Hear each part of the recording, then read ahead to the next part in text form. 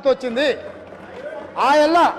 ఆయల్ల రాయలసీమకు పోయినప్పుడు కల్వకుంట్ల చంద్రశేఖరరావు గారు ఈనాటి మంత్రి శ్రీమతి రోజా గారు పెట్టిన రాగి సంకటి రొయ్యల పులుసు తిని రాయలసీమను రతలాలసీమను చేస్తా అని చెప్పి మాట ఇచ్చి బేసిన్లు లేవు, బేసిజాలు లేవు, మీరు కొట్టుకపోండి అన్నాడు.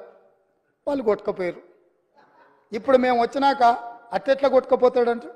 ఎవరు అధ్యక్ష బాధ్యత ఎవరు వహించాలి? నీ కళ్ళ ముందే కదా ముచ్చుమర్రి చంద్రబాబు నాయుడు కట్టింది. నీ కళ్ళ ముందే కదా రాజశేఖర రెడ్డి పోతిరెడ్డి పాడును 44,000 క్యూసెక్లకు పెంచి తరలించకపోయింది.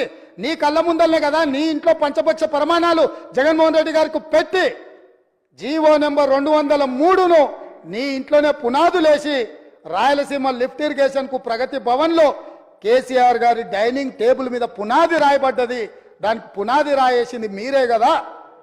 8 టీఎంసీలు పర్ డే తరలించకపోవడానికి అనుమతి ఇచ్చింది, టెండర్లు పిలిచింది, కాంట్రాక్టులు అప్పచెప్పింది, పనులు పూర్తి చేసింది మీరు అధికారంలో ఉన్నప్పుడే కదా అధ్యక్ష. ఈ వీడియో కానీ మీకు నచ్చినట్లయితే లైక్, కామెంట్, షేర్ చేయండి. మరిన్ని అప్డేట్స్ కోసం సబ్స్క్రైబ్ చేయండి.